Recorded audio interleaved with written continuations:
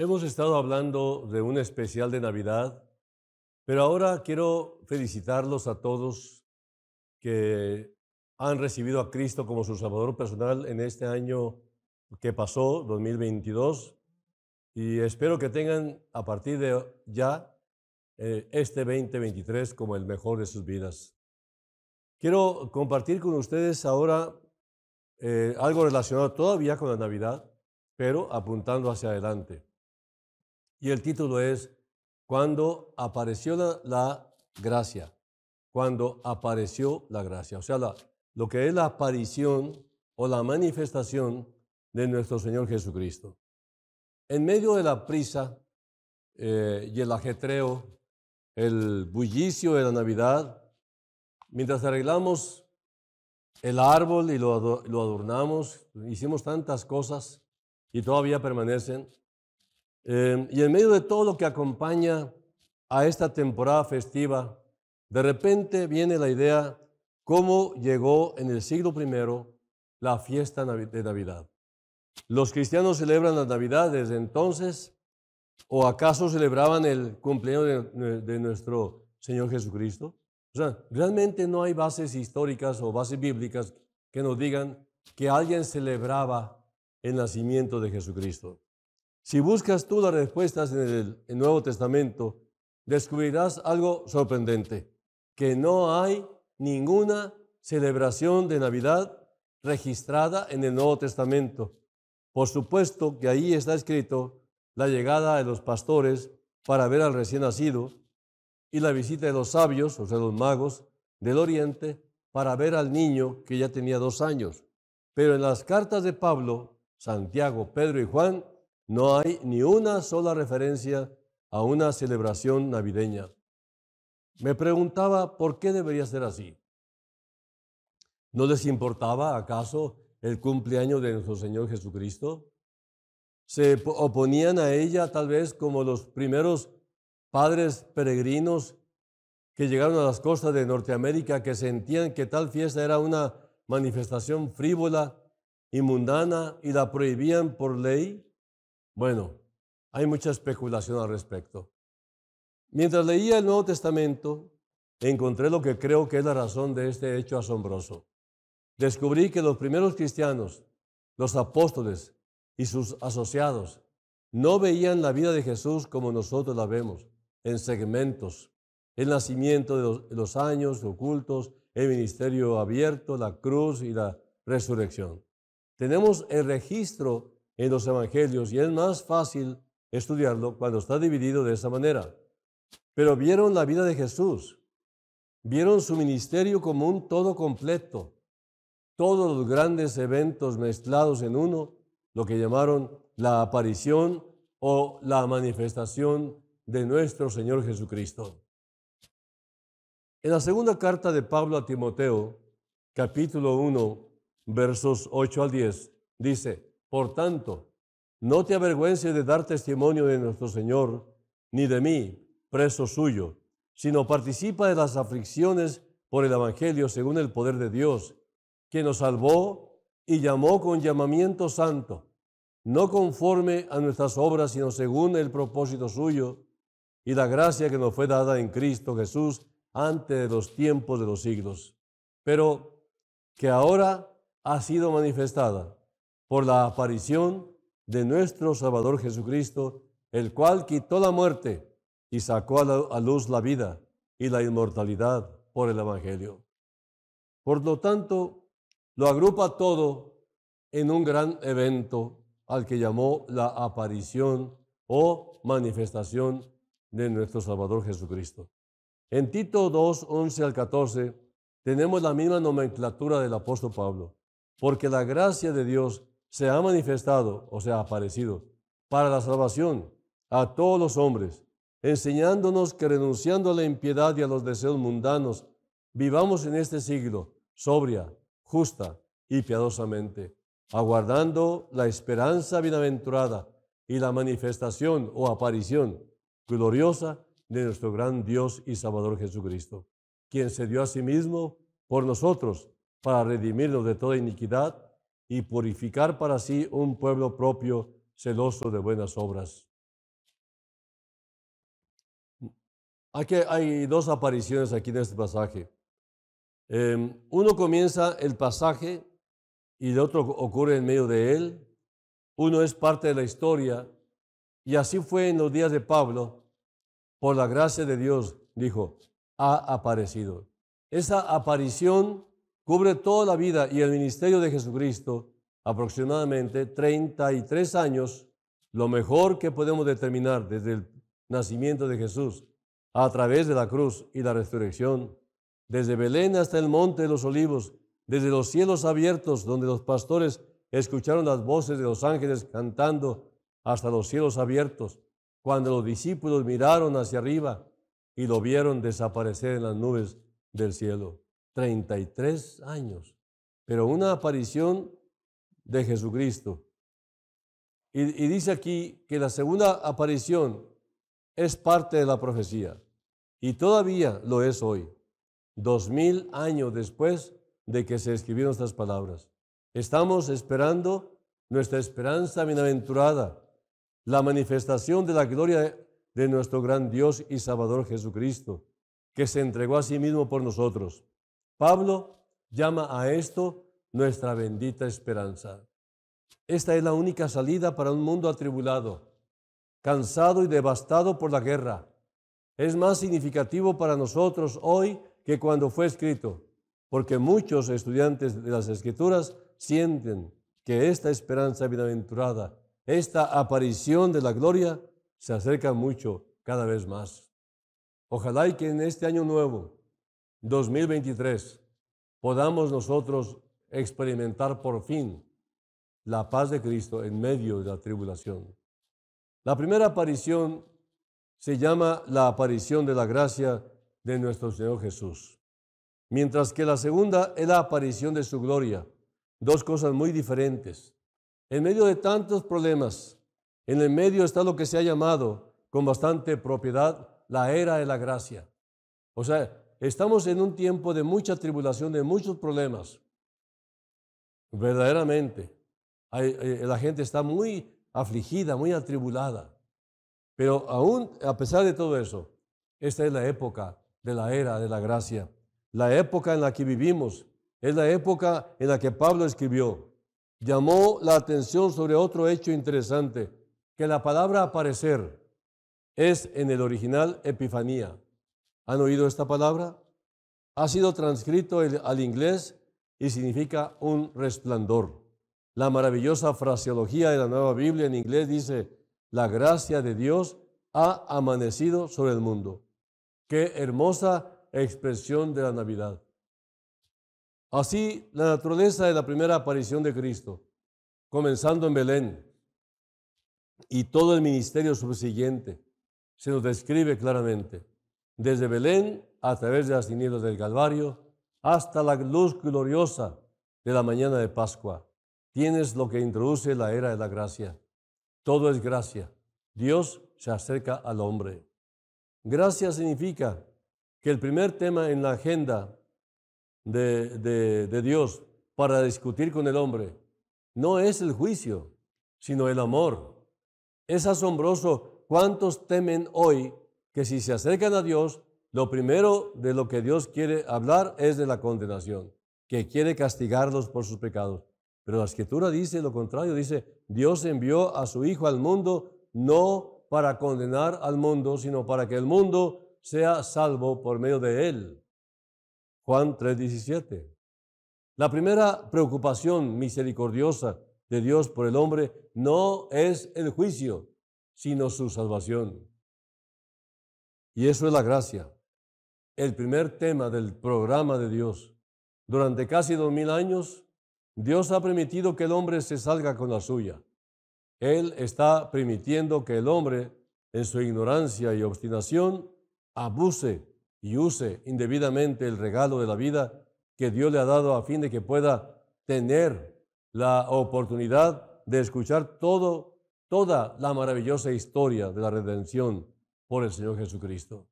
Que hay una manera de salir de Él, de salir de la miseria, del dolor y de la pecaminosidad del hombre.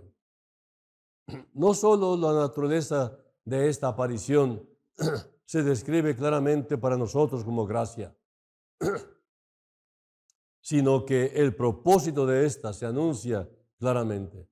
Pablo dice, la gracia de Dios se ha manifestado para la salvación de todos los hombres. Ahora bien, no le hace esto diciendo que todos los hombres serán salvos automáticamente, sin importar cómo crean o vivan, porque las Escrituras dicen lo contrario. La salvación nunca se pone sobre una base automática. No es que todos los hombres se salven, pero todos los hombres pueden ser salvados.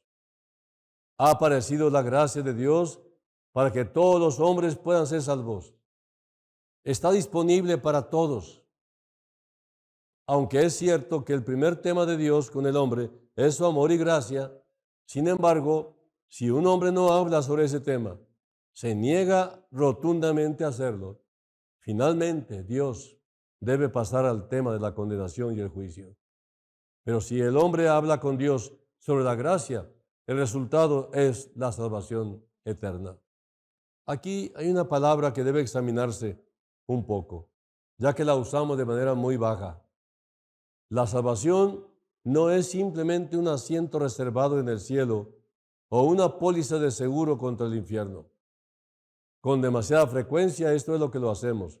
La salvación se describe para nosotros con bastante precisión en el versículo 12 de Tito 2, donde Pablo continúa diciendo, enseñándonos que renunciando a la impiedad y a los deseos mundanos, vivamos en este siglo sobria, justa y piadosamente. Ahora vamos a mirar más de cerca este asunto. La salvación se manifiesta primero por una alianza alterada. ¿Qué es esto? Bueno, habrán descubierto que la cadena con la que el diablo ata a los hombres también a hacer su voluntad, aunque no se den cuenta, es el deseo de la aprobación de sus semejantes. El qué dirán los demás es lo que más les preocupa a los hombres. Y este es el gran poder por el cual el diablo mantiene unidos a sus esclavos. Este deseo de reconocimiento, este deseo de complacer a los hombres, nuestra multitud, nuestra pandilla, nuestro conjunto social, válgame, Satanás es un maestro implacable. El hombre natural, el hombre sin Jesucristo, inevitablemente vive su vida en este nivel. Su motivo más fuerte es el deseo de complacer a quienes lo rodean y son importantes para él. Y este deseo está detrás de todos los actos sociales, en todos los niveles de la vida. Es imposible escapar de ella. No podemos romperlo nosotros mismos. Lo máximo que podemos hacer es estrechar el círculo. El forajido se escapa de la sociedad, pero todavía tiene la intención de encontrar la aprobación de la pequeña pandilla con la que corre. El filósofo se levanta por encima de lo que él considera el rebaño común, pero aún depende de la aprobación de este pequeño grupo de pensadores reales que están de acuerdo con él. Pero cuando un hombre mira a Jesucristo y lo desea y lo ama, de repente se siente abrumado por el poderoso sentimiento de que solo Dios importa.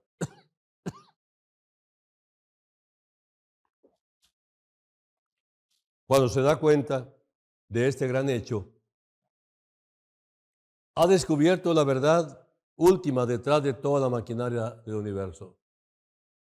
A medida que se entrega a ese hecho, se abre camino a través de su corazón y su vida y se manifiesta en cada parte de su ser.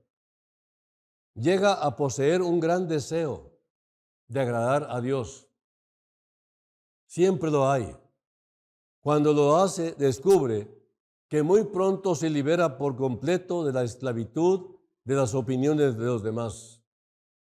Los creyentes que le entregamos nuestra vida al Señor veníamos infectados de todo ese tipo de maneras. Siempre queríamos protagonizar, llamar la atención sobre nuestras personas. Y este es algo que realmente descubrimos que era falso. no era más que adulación. Y eso no es bueno, simplemente es falso, es un engaño. Pero cuando tú le entregas a Cristo tu vida, con todo un tremendo esfuerzo, porque los que te rodean y tanto te aprueban, hoy te reprueban por dar ese paso de entrega a Cristo Jesús. Y cuando tú das ese paso de entrega a Cristo Jesús, ahora descubres en esa tremenda felicidad que te produce, que ya no te importa la opinión de los demás, sino un testimonio santo, factible, congruente con lo que tú estás compartiendo. Así que Pablo, escribiendo a los romanos, puede decir, no os amoldemos a este mundo. O sea, no dejemos que el mundo que te rodea te apriete en su molde. No te hagas semejante a ello, dice en otra parte, sino que debes transformarte por la renovación de tu mente. Eso está en Romanos 12:2. Y esta renovación la recibes en Jesucristo. Y es esto lo que hace invencibles a los verdaderos cristianos. No tienen temor del qué dirán, sino más bien está más atemorizado en no compartir. Por eso es importante que el creyente que siente que algo le empuja por dentro, que debe hablar de Cristo, es algo que le dará bastante satisfacción si lo hace. Algunos de ustedes recordarán una historia del siglo III o IV, cuando la iglesia estaba sufriendo persecución. Todavía en otros siglos más adelante vino este problema. Surgió una herejía terrible dentro de las filas de la iglesia llamada arrianismo. La idea de que Jesucristo no era Dios, sino simplemente un ser creado. Se oponían a eso ciertos valientes campeones de la ortodoxia, y entre ellos estaba un hombre llamado Atanasio de Alejandría, Alejandría, Egipto, un poderoso hombre de Dios.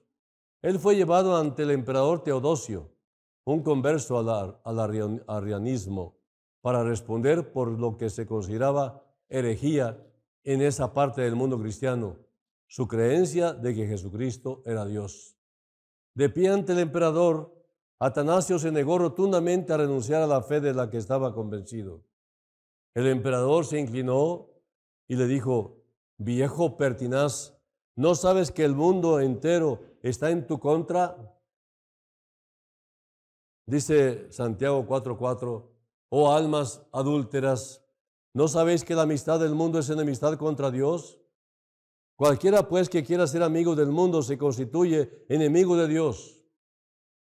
Y esto es lo que sucede cuando un hombre cree en Jesucristo. Hay una ruptura en la esclavitud de las opiniones de los demás y solo Dios importa. Hay una renuncia a la impiedad con sus actitudes y filosofías mundanas. El creyente lo siente insoportable ahora, aunque en otro tiempo lo consentía. En segundo lugar, se manifiesta una vida lícita. Pablo lo describe en 3 términos: sobrio, recto y piadoso. No te dejes engañar por la palabra sobrio. De ninguna manera eso significa cara larga. Desafortunadamente hay cristianos de rostro alargado que parecen como si pudieran comer mantequilla de una batidora, pero esta palabra no describe a alguien sin humor. Los creyentes tenemos humor y somos optimistas, alegres. Y les confieso que siempre le tengo miedo a las personas religiosas que no tienen humor. Son invariablemente fanáticos, fanáticamente peligrosos. Pero los santos creyentes, los santos más grandes que he conocido, han poseído invariablemente un maravilloso sentido del humor. Esto no indica serenidad, significa ser responsable, tomarse la vida en serio, responsabilidad en las áreas del conocimiento. Phillips lo traduce así: debemos vivir, dice, vidas responsables, honorables y temerosas de Dios. Si quieres tú una ampliación de esto, Te remito al contexto, comenzando con el versículo 6 hasta el 8, que dice: exhorta a sí mismo a los jóvenes a que sean prudentes, presentándote tú en todo como ejemplo de buenas obras, en la enseñanza mostrando integridad, seriedad, palabra sana e irreprochable, de modo que el adversario se avergüence y no tenga nada malo que decir de vosotros. Esa es otra versión. Ahora, ese es el tipo de vida que resulta cuando un corazón ha sido cambiado por el contacto con Jesucristo. Una lealtad alterada y una vida alterada, porque ya no seguimos al mundo, ya no seguimos al diablo. Esta lealtad se alteró cuando venimos a Cristo. Y ese es el tipo de vida que resulta cuando le entregamos al Señor sin ninguna condición de promedio nuestra propia vida para ser transformada radicalmente. Una vez le preguntaron a un cristiano si creía en el milagro de convertir el agua en vino. Él dijo: por supuesto que sí. Nunca he visto a Jesús convertir el agua en vino, pero en nuestra casa cambió la cerveza en muebles. La salvación no solo se describe en cuanto a qué es decir, cómo se ve, sino también dónde se manifestará. En este mundo, dijo Pablo, literalmente en esta era presente. ¿Dónde estás para mostrar este cambio? ¿En la iglesia? Bueno, ese es un buen lugar para comenzar, pero el lugar donde realmente contará es en tu casa, es en tu trabajo, en la escuela, en otras palabras, justo en el centro de la vida. Ahí es donde se manifestará el cambio, en tu propia área de influencia. Verdaderamente, cuando leemos un sermón bastante pintoresco de Charles Spurgeon, el gran predicador de Londres, sobre las palabras de Cristo al endemoniado, en Marcos 5:19 dice, en otra versión, dice: ve a casa con tus amigos y diles cuán grandes cosas ha hecho el Señor por ti y ha tenido compasión de ti. Spurgeon dijo, entre otras cosas: oh, si pudiera hacerlo, buscaría al ermitaño en su cueva solitaria y le diría: si eres lo que profesa ser, un siervo de Dios, entonces trastorna este cántaro y come tu pan y deja esta cueva lúgubre y lávate la cara y vete a casa con tus amigos y diles lo que el Señor ha hecho por ti. Él dijo: yo iría con los monjes y las monjas y les diría: basta de esta absurda disciplina, vuelve a casa con tus amigos y tus padres y convierte tus casas en conventos y vive tu vida.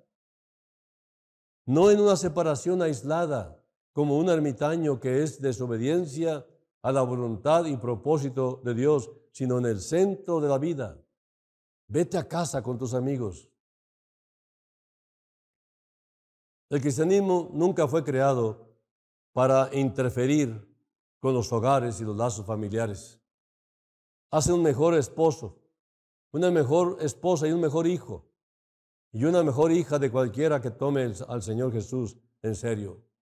Y si preguntas por qué sucede todo esto, tienes más de una pista en el versículo 14 de Tito 2, que dice: quien se dio a sí mismo, o sea Jesús, por nosotros, para redimirnos de toda iniquidad y purificar para sí un pueblo propio, celoso de buenas obras. La clave es un pueblo propio, es decir, un pueblo para su propia posesión. Nunca podemos escapar al misterio trascendente del mensaje cristiano, que el Dios que se encarnó en Belén está dispuesto y puede encarnarse en ti. El secreto de una vida piadosa es Dios mismo en esa vida. Jesús mismo viviendo en ti, marcando la diferencia, impartiendo el poder, preservando la pureza. Él es la única respuesta.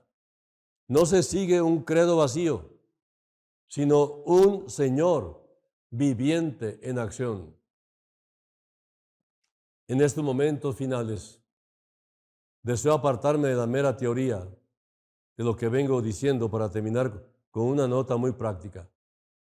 Los sermones pueden sonar tan maravillosos.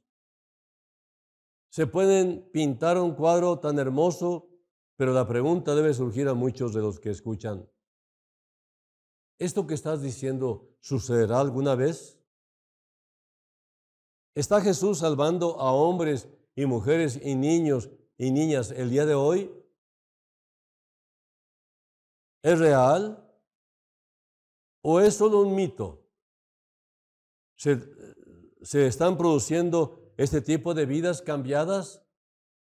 ¿Estamos todavía en la era de la gracia y la aparición de la gloria aún está por venir? ¿O es todo un hermoso sueño? Verdaderamente, todo esto que estoy diciendo es algo maravilloso que se puede lograr. Verdaderamente, hay una esperanza gloriosa en espera para que todo aquel que está hambriento y sediento de Dios pueda aprovecharla y apropiársela. Sentada constantemente, una persona puede estar oyendo y oyendo y oyendo y nunca proceder, pero a veces es porque les falta la parte práctica. El hecho de ir y tomar a esa persona del brazo y decirle, ¿le gustaría pasar al frente para recibir a Cristo como su Salvador personal? Yo le acompaño. Esto lo hacía Emilio Andrew cuando él era un joven trompetista que integraba una gran orquesta de la Juventud para Cristo en los Estados Unidos. Y en una campaña, un tremendo predicador compartió el mensaje de salvación para un buen número de gentes que estaban escuchando. Él estaba sentado con la banda musical enfrente del público. Y entonces, cuando terminó el mensaje, el predicador hizo un llamado y le dijo, ¿hay alguno aquí en esta sala que quiera recibir a Cristo como su Salvador personal? Yo le voy a ayudar si así desea. Póngase de pie, pase al frente y véngase conmigo aquí. Vamos a orar juntos. Y extrañamente, dice Emilio, vi que nadie se levantaba. Entonces yo dejé mi trompeta a un lado, y me levanté y fui derechito al primero que me encontré que estaba gimiendo, tocado en su corazón. Y le dije, amigo, veo que usted desea pasar al frente. ¿Le gustaría que yo lo acompañe? Y él iba, y lo llevó y lo puso al frente, y viene otro y viene otro. Él los fue trayendo a todos, uno por uno, para que aquí enfrente de todos recibieran a Cristo como su Salvador personal. Esto es lo que hace falta, empuje, ser personas que verdaderamente se atrevan. Si realmente Cristo está en tu corazón, tú sabes que es irresistible, que algo te empuja por dentro, donde te dice, ve y dile, cuéntale cuán grandes cosas el Señor ha hecho contigo. Aquí quiero terminar.